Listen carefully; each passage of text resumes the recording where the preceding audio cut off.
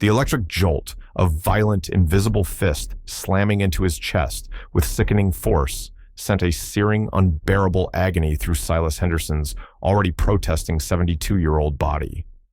His muscles clenched involuntarily, a primal scream trapped burning in his throat as he crumpled onto the meticulously manicured, unnaturally green lawn of the Willow Creek Estates. The bright, unforgiving Florida sun, which moments before had been a comforting, familiar warmth on his aging, weathered face, now seemed to mock his utter, humiliating helplessness. Above him, distorted by a haze of pain, loomed the imposing silhouetted figure of a young man in a paramilitary-style dark gray security uniform, the acrid metallic smell of ozone hanging heavy chokingly in the humid afternoon air. The menacing glint of the taser in the officer's gloved hand, still humming faintly with a predatory energy, was the last thing Silas consciously registered before the world dissolved into a blinding, chaotic kaleidoscope of pain, terror, and profound disorientation. He had only asked for help. That was the bitter irony that clawed at his fading consciousness. His essential heart medication, foolishly left inside his small, neat condominium, due to a sudden, overwhelming dizzy spell that had struck him as he'd stepped outside to check his mail, now felt miles an impossible journey away. The young security guard, barely out of his teens by the looks of him, all swagger and mirrored sunglasses, had been overtly dismissive, almost contemptuous from the very start of their brief, disastrous interaction. "Well, can't you just, get it yourself, old-timer?" He'd sneered, his posture reeking of unearned authority as he'd adjusted his reflective, impenetrable sunglasses, effectively hiding any hint of humanity in his eyes. "I'm busy here. Got rounds to make." Silas, a decorated but disabled Army veteran with 2 harrowing tours in Afghanistan etched into his memory, and a complex, unstable heart condition that flared unpredictably often, with little warning, had tried desperately to explain. His voice, already weak from the sudden onset of his symptoms, was further diminished by the oppressive, suffocating blanket of the Florida heat. I'm not feeling well, son." He'd managed, leaning heavily against a perfectly sculpted hedge for support. "Just need a hand. My pills. In my unit. Chest is tight." He'd reached out a trembling hand, a gesture of pure, desperate supplication, not aggression towards the guard, hoping for a shred of compassion. That was when the buzzing, paralyzing horror had struck, sending him crashing to the ground. Across the perfectly paved, impeccably clean cul-de-sac, standing beside a gleaming black SUV that spoke of affluence and influence, Eleanor Vance watched the scene unfold with a growing, sickening unease that rapidly curdled into outright visceral alarm. As the newly appointed, highly scrutinized Chief of Civil Oversight for the entire state of Florida, Eleanor was certainly no stranger to the insidious manifestations of power abused. Her entire distinguished career had been dedicated with an almost missionary zeal to holding institutions and individuals, no matter how powerful or well-connected, accountable for their actions. Today, however, she was not in her official capacity. She was simply Eleanor Vance, a private citizen, a potential resident on a final, supposedly stress-free inspection of a property she was seriously, though now with rapidly mounting reservations, considering purchasing. The meticulously manicured lawns, the whispering palm trees, the promises of a tranquil, secure, and harmoniously governed community had been undeniably appealing after years of relentless, often soul-crushing work in the frequently grimy, morally ambiguous world of government oversight and political infighting. But what she was witnessing now in stark, brutal daylight was anything but tranquil, anything but harmonious. The dismissive, arrogant cruelty of the young security guard, the obvious acute distress of the older man now writhing on the ground. It resonated with a chilling, deeply disturbing familiarity, echoing countless other instances of petty tyranny and callous indifference she had encountered in her professional life. Her hand tightened almost painfully on the arm of the real estate agent who was accompanying her. What was that?" she asked, her voice sharp, cutting through the agent's practiced, relentlessly cheerful sales patter about low HOA fees, resort-style amenities, and unparalleled peace of mind. The agent, a perpetually smiling, impeccably groomed woman named Brenda, whose primary concern seemed to be her sales commission, glanced dismissively, almost bored, at the unfolding drama. "Oh, that's just Kevin from Sentinel Security dealing with one of the more difficult residents. Sometimes they get a little unruly, don't follow the rules. He'll handle it." Unruly Eleanor's gaze remained fixed with a laser-like intensity on the fallen man, who was now groaning softly, trying feebly, uselessly, to push himself up from the pristine grass. The security guard Kevin took a deliberate, menacing step closer, his posture radiating a smug, self-satisfied, almost predatory authority. "You gonna cause more trouble, old man?" Kevin taunted, his voice carrying clearly across the cul-de-sac. "Just stay down. Makes it easier for everyone." Eleanor's blood, usually kept at a cool, analytical simmer, began to boil. This wasn't just a minor neighborhood dispute, a trivial disagreement gone awry. This was a blatant, horrifying abuse of power, a callous, contemptuous disregard for basic human dignity, unfolding in broad daylight in a community that prided itself on its exclusivity and order. She saw the small, worn leather pouch that had fallen beside the older man, a few scattered, brightly colored pills, glinting like malevolent jewels in the harsh, unforgiving sunlight. Medication. He had almost certainly been asking for help with a serious medical issue. Brenda, blissfully, almost willfully oblivious to the storm, gathering in Eleanor's piercing blue eyes, continued her insipid, pre-programmed spiel. "The security here at Willow Creek is absolutely top-notch. You see, Ms. Vance. They really keep things in order, very proactive. We haven't had a single significant incident, not a single break-in or act of vandalism in months. It's one of our premier selling points." "An incident," Eleanor repeated, her voice dangerously low, almost a growl, her carefully cultivated professional composure beginning to fray. "That man is clearly visibly in acute medical distress, and your top-notch security officer just tased him for asking for help." "Is that your definition of keeping things in order?" She disengaged her arm sharply from Brenda's now faltering grasp and started walking briskly, purposefully across the cul-de-sac towards the unfolding scene, her years of navigating tense, often perilous confrontations, instantly instinctively taking over. The potential resident, the woman seeking a peaceful retreat, had vanished. Chief Eleanor Vance, investigator, advocate, and enforcer of accountability, had most definitely arrived. A few days prior, during her initial tour of Willow Creek, Eleanor had a brief, seemingly inconsequential encounter with Silas. He'd been sitting on a bench near the community's showcase fountain, sketching in a worn notebook. He'd looked up, offered a polite nod and a shy smile. "Lovely day for it, ma'am," he'd said, his voice surprisingly gentle. "Florida weather mostly cooperates, except when the hurricanes decide to visit." They'd exchanged a few pleasantries about the meticulously kept gardens. He'd mentioned he particularly liked the hibiscus bushes near his unit, their vibrant colors a welcome change from the sea of endless green. He'd seemed a quiet, observant man, perhaps a little lonely. The memory now juxtaposed with his current suffering filled Eleanor with a cold, protective anger. Eleanor Vance's life, her entire professional trajectory, had been a testament to a deep-seated, almost congenital belief in justice, fairness, and unwavering accountability for those in positions of power, no matter how minor or seemingly insignificant. From her early, often grueling and financially unrewarding days as a legal aid lawyer, tirelessly fighting for the rights of the marginalized, the forgotten, and the systematically oppressed, to her rapid, merit-driven ascent through the often labyrinthine ranks of state government, she had consistently, fearlessly championed the cause of the vulnerable, the exploited, and the voiceless.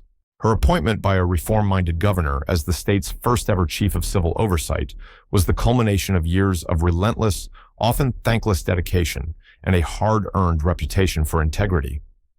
She had been handpicked, personally recruited by the governor, to establish and lead an entirely new, fiercely independent state body tasked explicitly with investigating abuses of power, misconduct, and corruption, and ensuring the fair, equitable treatment of all citizens by both public institutions and, crucially, by private entities wielding significant quasi-governmental authority, such as powerful homeowners associations. Her reputation within legal and political circles was formidable, meticulous to a fault, legendarily incorruptible, and utterly demonstrably fearless when confronted with injustice or intimidation. The Willow Creek Estates, with its pristine, almost unnaturally perfect landscaping, its imposing guarded entrance, and its pervasive, almost suffocating aura of controlled order, had initially seemed like a potential oasis of calm, a place where she could finally perhaps find some much-needed respite from the constant grinding pressures and the inherent ugliness of her demanding, often emotionally draining job. The promise of a well-maintained, secure community, theoretically free from the petty squabbles, neighborhood disputes, and infrastructural neglect that often plagued less regulated, more chaotic neighborhoods, had been particularly, almost desperately appealing to her weary soul. Now that carefully constructed, seductive illusion of tranquility, of well-ordered peace, had been brutally, irrevocably shattered within mere minutes of her arrival for what was supposed to be a routine final property inspection. The tasing of the elderly, clearly ailing man, Silas Henderson, by the overzealous, power-drunk young security guard, Kevin, was far more than just an unfortunate, isolated act of individual aggression or poor judgment. It was, Eleanor instinctively felt, with a chilling certainty born of long experience, a glaring, undeniable symptom of a potentially deeper, more insidious systemic problem, a disturbing microcosm of unchecked, unaccountable authority flourishing within the closed, often opaque ecosystem of a private residential community.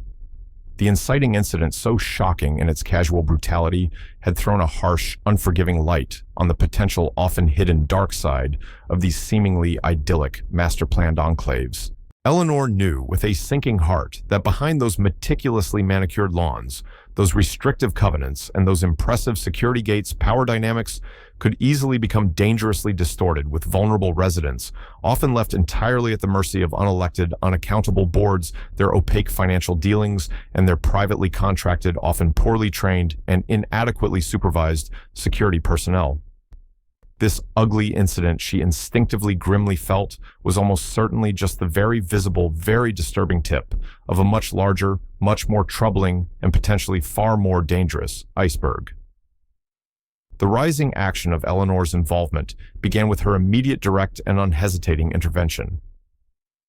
She reached Silas Henderson just as Kevin, the young security guard, his face now flushed with a mixture of adrenaline and arrogance, was attempting to prod the fallen man roughly with the toe of his polished black boot.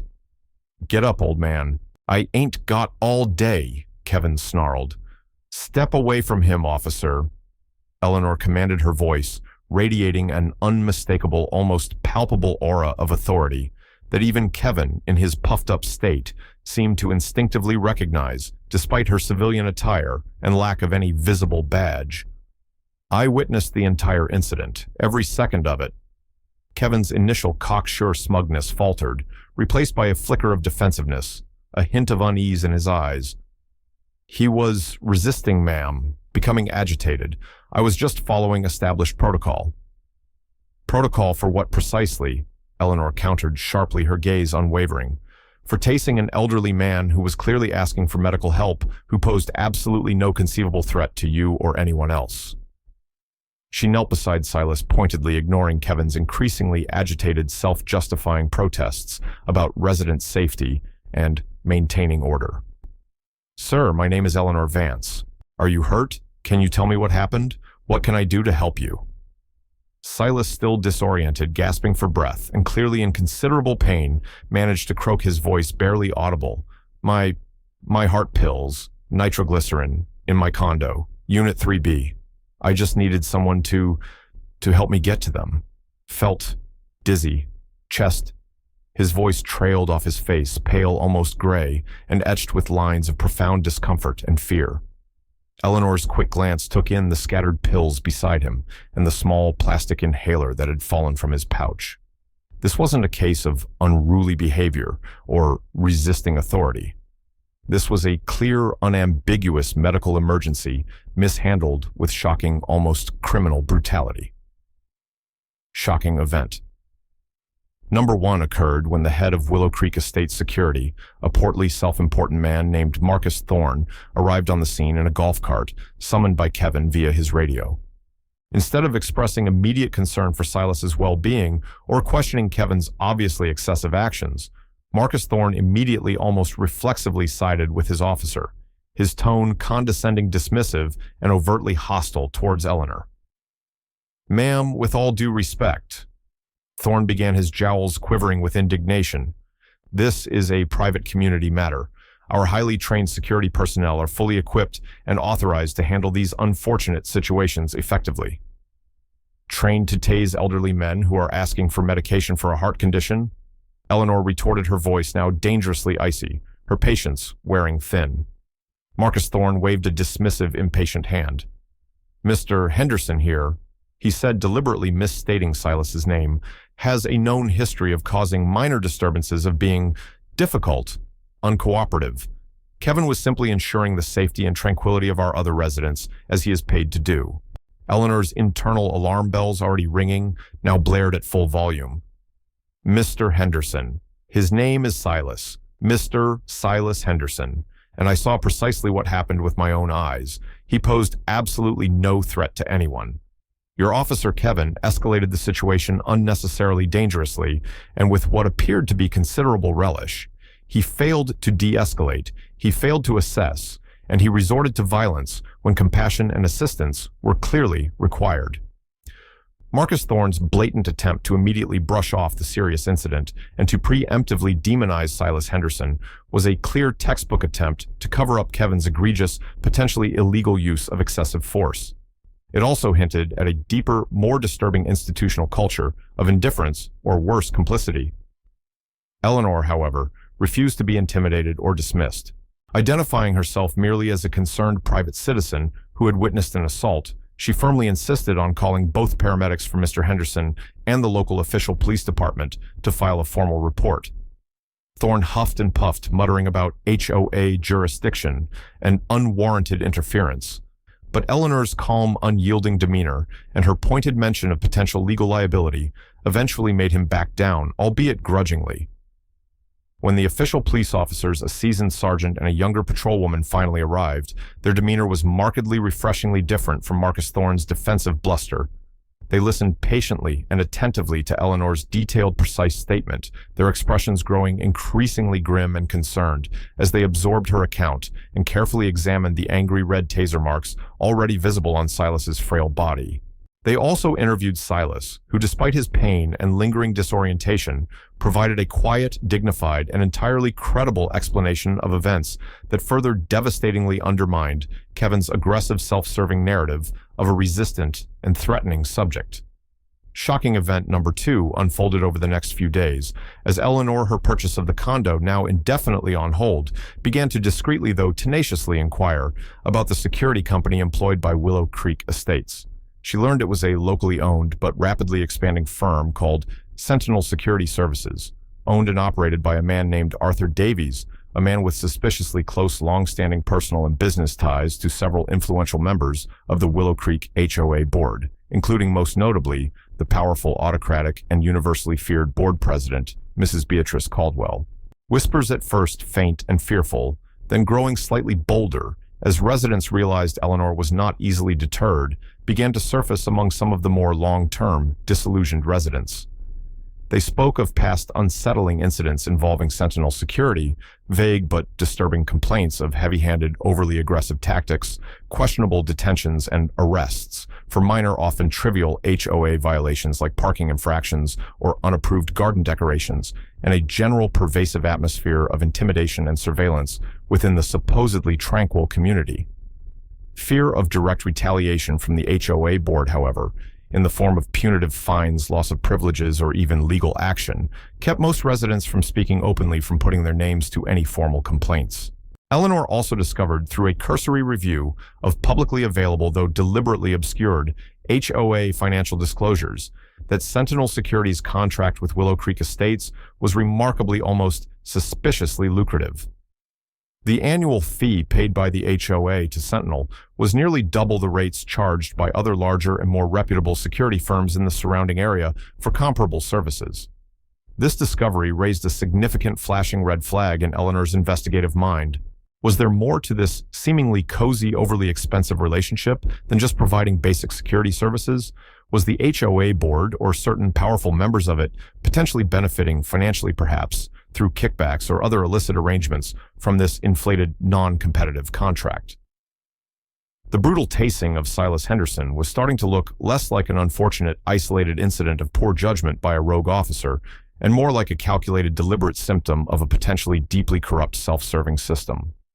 Eleanor knew with a growing sense of dread and grim determination that she had to dig deeper, much deeper.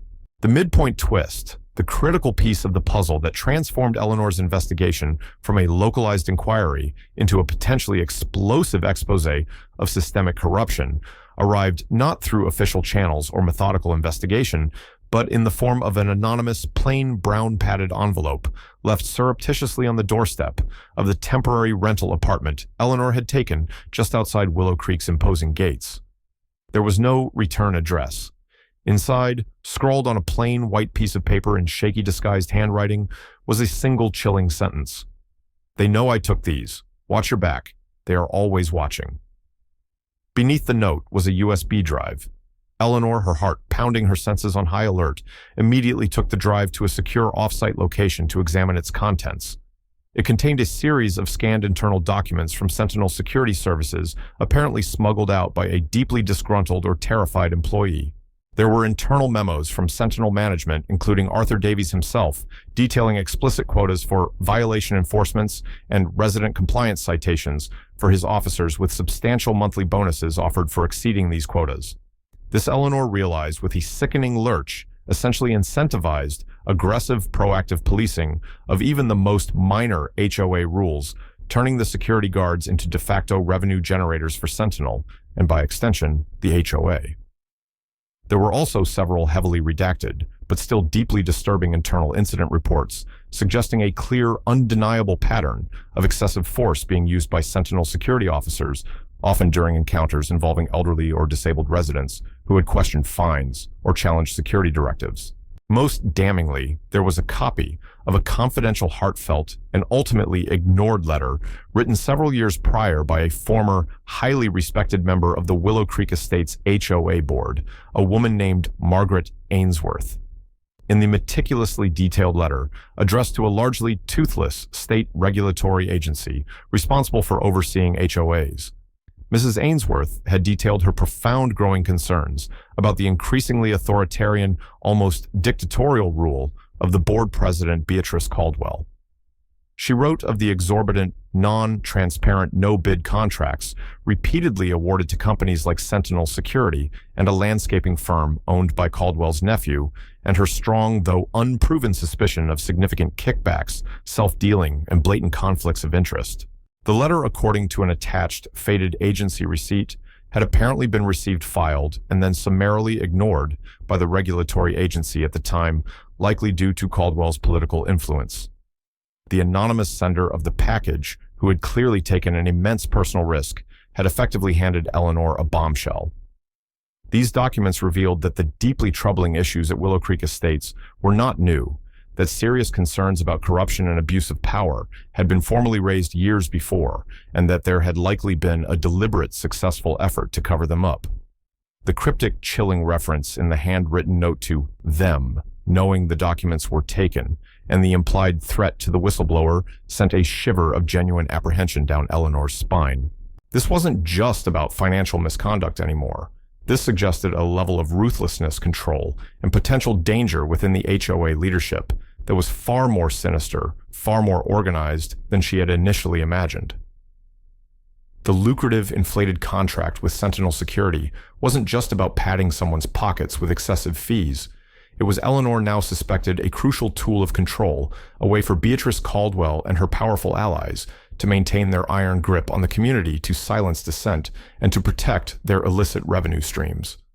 The tasing of Silas Henderson now seemed less like a random act of brutality and more like a calculated, deliberate act of intimidation, a brutal public warning to anyone else in Willow Creek Estates who might dare to question their absolute authority. Eleanor knew with a certainty that settled like ice in her veins that this was no longer just about seeking justice for one abused individual. This was about uncovering and dismantling a potentially deep-rooted, dangerous criminal conspiracy and protecting an entire community from further exploitation and abuse. The stakes of her investigation had just been dramatically, perilously raised. She had to find the whistleblower and protect them before they did. Using discreet, untraceable methods, Eleanor managed to identify and locate the concerned resident. He was a young, idealistic, and now terrified junior IT technician at Sentinel Security named David Miller. He had stumbled upon the incriminating files while performing a routine server backup, and horrified by what he found had felt compelled to act, despite the immense personal risk. Eleanor met him in a clandestine, out-of-the-way location where David, his voice shaking, recounted how he had been receiving anonymous threats, his apartment had been subtly searched, and he was certain he was being followed by ironclad operatives. The fear in his eyes was genuine. Eleanor, understanding the grave danger he was in, immediately arranged for his secure relocation and protection, enlisting the help of trusted contacts within federal law enforcement, as she now suspected the corruption might have tendrils reaching into local agencies. The bravery of this young man, willing to risk so much for the truth, further fueled Eleanor's resolve. The climax of Eleanor's increasingly perilous investigation unfolded with dramatic, almost theatrical intensity during a highly anticipated specially convened emergency meeting of the Willow Creek Estates HOA.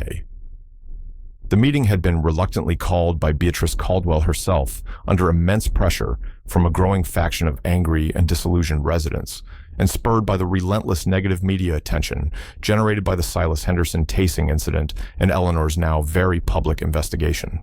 Caldwell clearly intended to use the meeting to control the narrative to discredit her accusers and to reassert her flagging authority.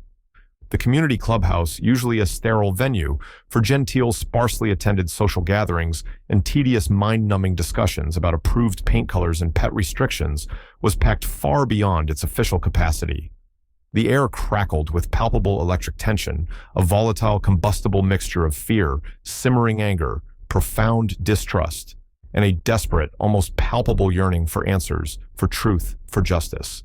Beatrice Caldwell, a woman whose perfectly coiffed helmet-like silver hair and perpetually steely, dismissive gaze usually commanded absolute, unquestioning authority within her domain, stood at the head of the crowded, sweltering room, flanked by the other visibly nervous members of the HOA board and a stern-faced, expensive-looking corporate lawyer who radiated an aura of aggressive condescension. Caldwell attempted to project an image of calm, unwavering control of a leader unjustly accused, but confident in her ultimate vindication. But a slight, almost imperceptible tremor in her hands as she gripped the lectern, and the tightness around her thin, bloodless lips betrayed her profound inner turmoil. She launched into a carefully prepared, lengthy, and self-serving speech, painting Silas Henderson as a chronically disruptive, uncooperative element, with a long documented history of non-compliance with community rules, and praising Kevin, the now disgraced security guard, for his swift, professional, and decisive action in courageously maintaining community safety and order in the face of unwarranted provocation. Several residents, particularly those who knew Silas personally, shifted uncomfortably, muttering their disbelief and disgust. A small vocal contingent of Caldwell loyalists, strategically seated near the front, applauded loudly on cue. Eleanor Vance, who had been quietly, patiently observing from the back of the room, a silent, almost invisible presence, until now decided it was precisely the right moment to make her presence and her power fully, irrevocably known. She stepped forward, moving with a quiet but undeniable authority that immediately drew the attention and the sudden, hushed silence of everyone present. "Mrs. Caldwell." Eleanor began, her voice clear, resonant, and utterly devoid of deference, cutting through Beatrice's carefully constructed, self-congratulatory facade like a shard of ice. "I was a direct, first-hand witness to the entire incident involving Mr. Henderson. Your security officer's actions were not swift and decisive in ensuring safety as you so misleadingly claim. They were, in fact, a brutal, unnecessary, and wholly unwarranted assault on a disabled war veteran who was clearly audibly and repeatedly asking for urgent medical assistance, not causing a disturbance." Beatrice Caldwell's carefully maintained, regal composure flickered, then visibly cracked. A flush of angry color rose in her cheeks. "Ms. Vance," she said, her voice laced with ill-concealed venom and dismissive condescension, "as I understand it, you are not even a dues-paying resident here at Willow Creek. Therefore, this is and remains a private community matter entirely outside your purview or legitimate concern." She gestured dismissively towards Eleanor as if shooing away an annoying insect. Several of her board cronies nodded in smug agreement. I am, as you know, a prospective resident, Mrs. Caldwell, with a signed purchase agreement, Eleanor replied calmly, her gaze unwavering. And as a citizen of this state, and more importantly, as the chief of this state's Civil Oversight Inspectorate, I am profoundly officially concerned by what I witnessed and by what my subsequent investigation has uncovered. Furthermore, I have extensive, irrefutable evidence to believe that this shocking incident involving Mr. Henderson is not by any means an isolated one, but rather part of a much larger, deeply disturbing pattern of abuse, intimidation, and systemic corruption within this homeowners association, a pattern that appears to be orchestrated from the very top by you. This was the cue for shocking event number 1 of the carefully orchestrated climax. Eleanor, with a cool nod to her assistant who was operating a projector, revealed the contents of the anonymous USB drive, projecting key damning excerpts from the Sentinel Security internal memos, the ones detailing explicit violation quotas and bonus incentives for their officers, onto a large screen she had arranged to have set up at the front of the room. The sight of these official-looking documents with their cynical, profit-driven directives sent a visible, audible shockwave of disbelief and then rising anger through the assembled residents. Murmurs of, "This is outrageous," and "They were paid to harass us," rippled through the stunned crowd. Beatrice Caldwell and the other board members exchanged panicked, desperate glances. Their lawyer began to object strenuously, but Eleanor, with a curt gesture, cut him off. Then came shocking event number 2, even more devastating. Eleanor calmly professionally introduced Mrs. Evelyn Thompson, the frail but dignified widow of the former principled HOA board member Margaret Ainsworth, the one who had written the damning, ignored letter to the state regulatory agency years prior. Mrs. Thompson, who had initially been terrified to speak out publicly, fearing retaliation against herself and her family, had been located by Eleanor's investigators, and after much soul-searching and reassurance, had been emboldened by Eleanor's unwavering determination and the growing public outcry to finally share her late husband's story. Her voice trembling at first, but gaining strength and conviction as she spoke, Mrs. Thompson recounted, with heartbreaking detail, her late husband's increasing disillusionment, his profound concerns about Beatrice Caldwell's autocratic, unaccountable rule, the suspicious, massively inflated no-bid contracts consistently awarded to Sentinel Security and other favored vendors, and his deep, gnawing fears for the safety, well-being, and financial security of the ordinary residents who dared to question the board's decisions or its opaque financial practices. She revealed the full, unheeded details of his ignored prophetic letter to the state regulatory agency, her voice breaking with raw, lingering emotion as she spoke of his frustration, his sense of betrayal, and ultimately his resignation from the board in utter despair and disgust shortly before his untimely death, which she now suspected might not have been entirely from natural causes. A wave of horrified whispers swept through the room. Finally, with the tension in the room at an almost unbearable explosive pitch, Eleanor Vance dropped her ultimate bombshell. "Mrs. Caldwell," she said, her voice now steely, accusatory, and utterly unforgiving, "are you aware, or perhaps you'd prefer to forget, that Mr. Arthur Davies, the owner of Sentinel Security Services, your preferred high-priced security provider, has a long, well-documented and rather sordid history of fraudulent business practices, including multiple instances of bribery, bid rigging, and corruption involving other community associations and even municipal contracts in several other states." She then proceeded to project onto the large screen publicly available court records, damning investigative news articles, and even mugshots, detailing Arthur Davies's checkered criminal past and his surprisingly close, decades-long personal and financial connections to Beatrice Caldwell herself, connections extending back to their college days and involving several other questionable business ventures. The room erupted. Residents, their faces masks of fury and betrayal, began shouting questions, demanding answers, their anger and frustration suppressed for so long, finally volcanically boiling over. Beatrice Caldwell's carefully constructed lifelong image of a benevolent, respected community leader, a pillar of society, completely, irrevocably shattered in that moment under the harsh, unforgiving glare of public exposure. Her lawyer tried desperately to intervene to adjourn the meeting, to regain some semblance of control, but his frantic voice was completely drowned out by the cacophony of righteous, angry uproar.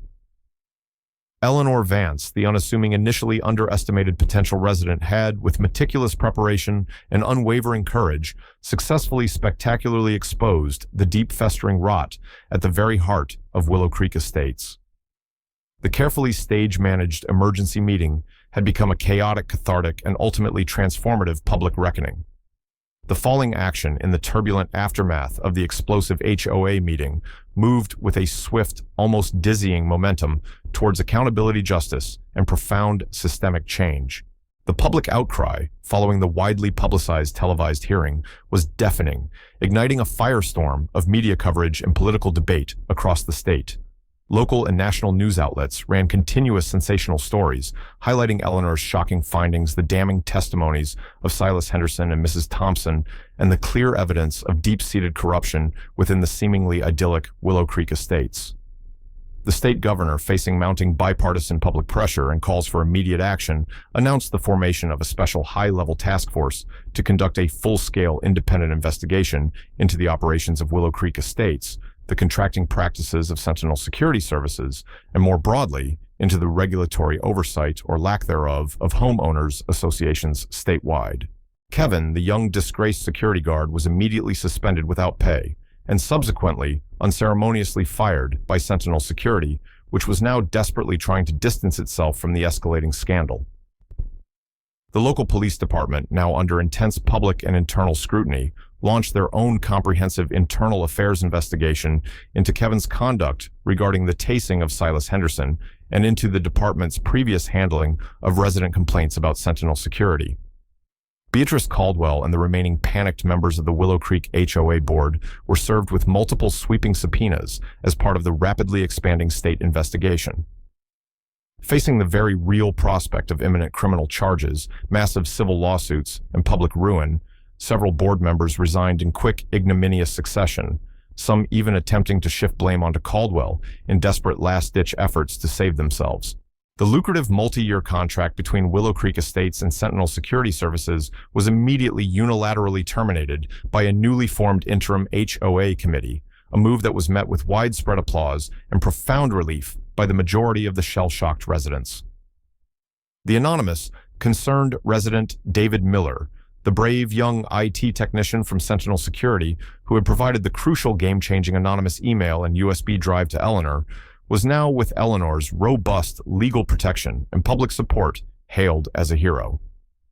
Emboldened by the public exposure of the corruption he had uncovered and assured of his safety, he came forward publicly and provided investigators with even more damning, meticulously organized internal documents, emails, and financial records detailing the full shocking extent of Sentinel's illegal activities and the HOA board's deep, knowing complicity.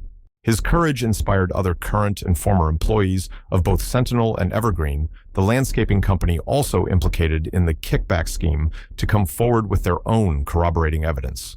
Silas Henderson, his dignity restored, his quiet courage, now publicly recognized, was hailed as a local hero and inspiration to many. He received an overwhelming outpouring of genuine support, compassion, and practical assistance from his neighbors and from the wider community. Neighbors organized fundraisers to help with his mounting medical expenses, brought him home-cooked meals, and offered assistance with his daily needs and home maintenance. The suffocating fear and suspicion that had permeated Willow Creek Estates for so long began almost miraculously to dissipate, replaced by a newfound tentative sense of unity, shared purpose, and collective empowerment. Residents who had previously been afraid to even whisper their grievances started sharing their own long-suppressed stories of intimidation, harassment, and unfair treatment by the old corrupt HOA regime, finding strength and solace in their shared experiences.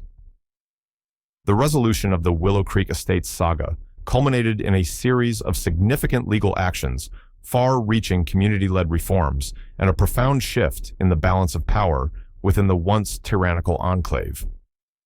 Kevin, the former security guard facing overwhelming evidence and the potential for a lengthy, unpleasant prison sentence, eventually reluctantly pleaded guilty to reduced charges of felony assault and battery. He received a significant jail sentence followed by a long period of probation and permanently lost all his security certifications, his career in law enforcement or private security definitively over. Beatrice Caldwell, the once untouchable queen of Willow Creek, and several of her key, deeply complicit members of the former HOA board were indicted by a grand jury on multiple serious felony charges, including racketeering wire, fraud, mail fraud, embezzlement, and conspiracy to commit extortion. The ensuing trial was lengthy, complex, and highly contentious, with Caldwell's expensive legal team employing every conceivable tactic of delay, obfuscation, and character assassination, including vicious, unfounded attacks on Eleanor Vance's professional integrity and personal motives. However, the sheer weight of the evidence presented by the determined state attorney general's office, much of it meticulously gathered and flawlessly presented as a direct result of Eleanor's initial courageous investigation, proved irrefutable. Beatrice Caldwell was ultimately found guilty on all major counts and sentenced to a significant multi-year term in a Stark State correctional facility, a stunning, ignominious fall from grace for the once powerful, universally feared matriarch. The widely televised image of her stripped of her designer clothes and her regal hauteur being led away in handcuffs became a potent, enduring symbol of justice, finally served a warning to other corrupt HOA tyrants across the state. The massive civil lawsuit spearheaded by Eleanor Vance and a team of pro bono lawyers on behalf of Silas Henderson and a class of other similarly affected and exploited residents resulted in a substantial multi-million-dollar settlement. The funds were paid out from the seized assets of Caldwell and her convicted cronies and from the insurance policies of the now-defunct Sentinel Security and Evergreen. A significant portion of the settlement was allocated to compensating Silas and other individual victims for their suffering and financial losses, with the remainder dedicated to funding comprehensive reforms of the HOA's financial and governance structures and to establishing a permanent independent resident advocacy and dispute resolution service. A new, genuinely democratically elected HOA board, composed of honest, dedicated, and community-minded residents, including, much to his surprise, a now healthier and more engaged Silas Henderson, who was persuaded to run by his neighbors, took control of Willow Creek Estates. They immediately implemented strict financial oversight measures, mandated regular independent audits, established an independent grievance committee for resident disputes, and hired a reputable, ethical, and transparent property management company. The oppressive, arbitrary, and often nonsensical rules and regulations of the Caldwell era were systematically reviewed and largely rescinded, replaced by common sense, collaboratively developed guidelines designed to enhance community living, foster neighborliness, and protect property values, not to control every minute aspect of residents' lives or to generate illicit revenue. Eleanor Vance, having successfully exposed the deep-seated corruption, facilitated the restoration of justice, and empowered the residents of Willow Creek Estates to reclaim their community, decided after much deliberation to proceed with her purchase of the condominium. She had become somewhat unintentionally deeply invested in the fate of this community. She became an active, respected, and occasionally consulted member of Willow Creek, a quiet but influential force for continued good governance and resident empowerment. Silas Henderson, his physical health slowly but steadily improving, his spirit renewed by the outpouring of support and the triumph of justice, often joined Eleanor for leisurely evening walks through the now genuinely peaceful, revitalized neighborhood.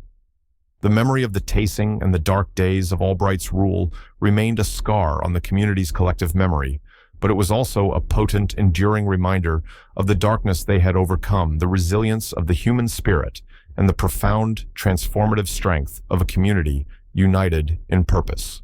Willow Creek Estates, once a chilling symbol of unchecked private power, arbitrary rule, and insidious corruption, became, through the courage of a few and the awakened conscience of many, a testament to the enduring power of citizen oversight, the critical importance of transparency and accountability, and the timeless, unwavering pursuit of justice.